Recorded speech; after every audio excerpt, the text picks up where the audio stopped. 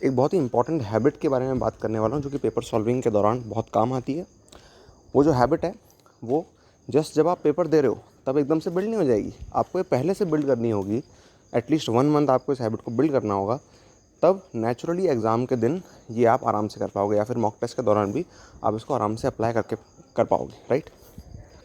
अब ये habit exactly क्या है, आप सभी को पता होगा कि क्वेश्चंस को सेलेक्ट करना एक बहुत इंपॉर्टेंट काम होता है एक पेपर के अंदर, और वो हमारी परफॉर्मेंस डिसाइड करता है। दो चीज़ें होती हैं एग्ज़ाम के अंदर, प्रिपरेशन और परफॉर्मेंस। प्रिपरेशन मतलब हमने एग्ज़ाम के दिन से पहले क्या किया, मॉक टेस्ट के दिन से पहले क्या किया। परफॉर्मेंस मतलब हम उस मॉक टेस्ट में या फिर रियल एग्ज़ाम में क्या कर रहे हैं।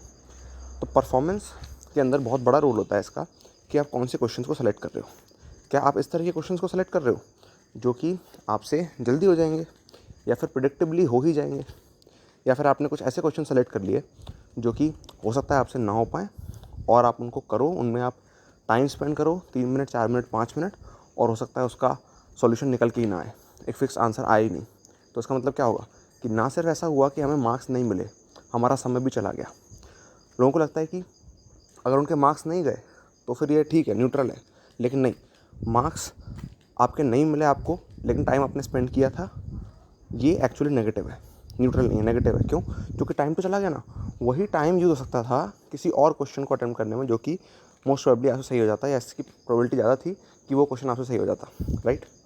तो ये हैबिट आपको बिल्ड करनी होगी सही क्वेश्चन सेलेक्ट करने की। जब हम प्रैक्टिस कर रहे होते हैं तो हम इस पर ध्यान नहीं देते कि कौन से क्वेश्चन हमें अटेम्प्ट करने चाहिए, कौन से नहीं करने चाहिए।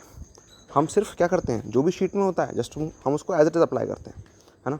सीधे सीधे जो भी अपने पास क्वेश्चन आते हैं, क्वेश्चन 1 2 3 4 ऐसे करके 10 30 50 जितने भी क्वेश्चन होते हैं शीट में, प्रैक्टिस शीट में या बुक्स के अंदर, वो हम सीधे उनको सॉल्व करने लगते हैं। हम कभी ये नहीं सोचते कि कौन से अपने को अटेम्प्ट करने चाहिए, कौन से नहीं करने चाहिए, राइट। अब क्या होता है कि लॉन्ग टर्म प्रैक्टिस करने से 1 साल 2 साल 3 साल ये हैबिट बिल्ड हो जाती है कि हम एग्ज़ाम में भी एक्चुअली सेलेक्ट नहीं कर पाते कौन से क्वेश्चन हमें अटेम्प्ट करने चाहिए, कौन से नहीं करने चाहिए। हमें ये हैबिट डेवलप करनी है कि कौन से क्वेश्चन हमें एक्चुअली अटेम्प्ट करने चाहिए। तो कौन से ऐसे क्वेश्चन हैं जो कि हमें एक्चुअली अटेम्प्ट करने चाहिए, वो क्वेश्चंस जो कि उन टॉपिक्स या चैप्टर्स को बिलोंग करते हैं जो कि हमारे स्ट्रॉन्ग हैं, राइट। नंबर 2, वो क्वेश्चंस जो कि टेक्स्ट में छोटे हैं, मतलब उन क्वेश्चंस को रीड करने में आपको ज़्यादा समय नहीं लगेगा। मतलब ऐसा होना चाहिए कि 1 लाइनर 2 लाइनर क्वेश्चंस आपको पहले अटेम्प्ट करने चाहिए। क्यों? क्योंकि उनमें आपको तय करने का मौका मिलेगा।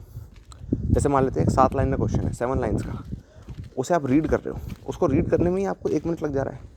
ऐसा होता है, 30 सेकंड से लेकर 1 मिनट लग जाता है उन सारी वैल्यूज़ को रिकॉग्नाइज़ करने का, उसको उस क्वेश्चन को एक्चुअली रिकॉग्नाइज़ करने का कि वो क्वेश्चन है क्या, क्या पूछ रहा है, क्या केस है, राइट। उसके बाद ही तो हम डिसाइड कर पाएंगे कि उस क्वेश्चन को हमें अटेम्प्ट करना चाहिए कि नहीं करना चाहिए, राइट। तो वो जो डिसीजन पॉइंट है अपना कि उस क्वेश्चन को हमको अटेम्प्ट करना चाहिए कि नहीं करना चाहिए, वो 7 लाइन को रीड करने के बाद आएगा। यानी कि वो एक मिनट बाद आएगा। 1 मिनट बाद आप जज कर पाओगे कि आपको ये करना भी चाहिए कि नहीं। हो सकता है उसके बाद आप ये जज करो कि नहीं, मुझे ये नहीं करना चाहिए। ऐसे में क्या हुआ, ऐसे में आपका 1 मिनट जस्ट स्ट्रेट वेस्ट हो गया, राइट।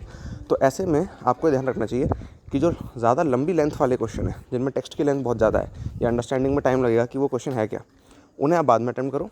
पहले जो 1 लाइनर 2 लाइनर है उन्हें पहले अटेम्प्ट करो। तो पहली प्रायोरिटी थी कि जो आपके स्ट्रॉन्ग चैप्टर्स या टॉपिक्स को बिलोंग करते हैं। दूसरी प्रायोरिटी थी कि जो रीड करने में छोटे हैं, है ना, उन्हें आप रीड करो। ज़रूरी नहीं वो आपको अटेम्प्ट करने हैं जस्ट बिकॉज वो रीड करने में छोटे हैं, नहीं। रीड करने में छोटे हैं इस बेसिस पे आपको अटेम्प्ट नहीं करना। रीड करने में छोटे हैं इस बेसिस पे ये हम डिसाइड कर रहे हैं कि हमें इसको पढ़ना चाहिए और जज करना चाहिए कि एक्चुअली हमें इसको अटेम्प्ट करना चाहिए कि नहीं। देख रहे हो, 30 सेकंड मैटर करते हैं एग्जाम के अंदर, क्योंकि 30 सेकंड 60 क्वेश्चंस में अगर होंगे तो ये टोटल 30 मिनट्स हो जाएंगे, समझ रहे हो। 30 मिनट्स हो जाएंगे और 30 मिनट डेफिनेटली मैटर करते हैं। तो 30 सेकंड एक क्वेश्चन के अंदर आप कहाँ दे रहे हो, ये मैटर करता है अगर आपको एक हाई रैंक लेके आनी है, अगर आपको पेपर सॉल्व करना है लाइक अ प्रो।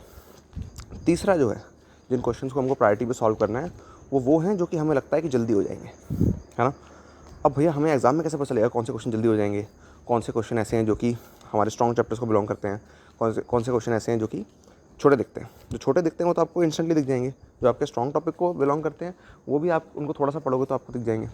लेकिन कौन से कम टाइम में होंगे, इसके लिए आपको चाहिए होता है एक्सपीरियंस, इसके लिए आपको चाहिए होती है हैबिट। तो आपको ये सही तरह की हैबिट बिल्ड करनी है। जब आप अपने प्रैक्टिस कर रहे होते हो क्वेश्चंस को, तभी आपको उसको ऐसे सॉल्व करना होता है जैसे आप एज इफ़ इसको रियल एग्जाम दे रहे हो। आपको पहले वो क्वेश्चन अटैम्प्ट करने हैं जो कि आपको लगता है जल्दी हो जाएंगे, या फिर रीड करने में छोटे हैं, या फिर वो क्वेश्चन जो कि आपके स्ट्रॉन्ग टॉपिक को बिलोंग करते हैं। और अगर आप एक चैप्टर वाइज प्रैक्टिस शीट कर रहे हो, देन आपको उस चैप्टर के विदिन देखना चाहिए कि कौन से ऐसे टॉपिक हैं, कौन से ऐसे फॉर्मूला हैं जो कि मेरे को स्ट्रांगली आते हैं और किनमें मुझे डाउट है। ये सिलेक्शन की हैबिट आपको बिल्ड करनी है धीरे धीरे धीरे धीरे, डेली बेसिस पे। जब आप ये करोगे 30 डेज़ 40 डेज़, देन ऐसा होगा। वैसे तो आपको रिजल्ट्स हो सकता है 7 8 10 दिन में दिखने लगे, है ना, लेकिन जब आप इसको ओवर टाइम अप्लाई करते हो तब आपको पता चलता है एक्चुअली कि इसका क्या रियल बेनिफिट है, राइट। और वो हैबिट जब आपकी बिल्ड हो जाती है तो आपके पास एग्ज़ाम में 20-30 मार्क्स का एक्स्ट्रा एज होता है जस्ट इस हैबिट से। समझ रहे हो? ये है जो कि आपकी परफॉर्मेंस को अच्छा होने में अलाउ करेगी, ये हैबिट, राइट। तो ये हैबिट भी आपको बिल्ड करनी है कि हमें सेलेक्टिविटी, हमेशा सेलेक्टिविटी माइंडसेट अपने को लेके आना है प्रैक्टिस के दौरान भी, है ना, ताकि जब हम एग्ज़ाम दे रहे हो, असली एग्ज़ाम या मॉक टेस्ट, तो उसके अंदर हम जस्ट उस एबिलिटी को यूज़ कर पाएँ और तब हमें ज़्यादा ना सोचना पड़े, है ना। तो ये एबिलिटी को बिल्ड करना है अपने को, है ना, डेली बेसिस पे अपनी प्रैक्टिस के दौरान आपको ये करना है। All the best.